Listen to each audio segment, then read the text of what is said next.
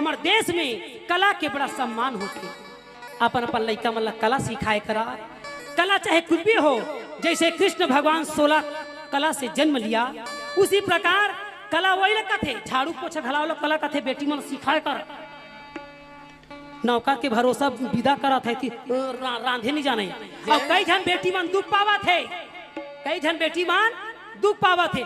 तीजा बार आए रहता कहीं जानता हमार सास डहा थे कैसे शक्कर ला नाप के देते, तो वो बिचारी हा शक्कर ला नाप के नहीं दी तो कैसे तोला दे दी। एको बोरा शक्कर ला काबर अपन दाई दादा घर लाड़ प्यार से पले हस। कभू तो तोड़ दाई दादा चाय बना ले सिखाइस नहीं है।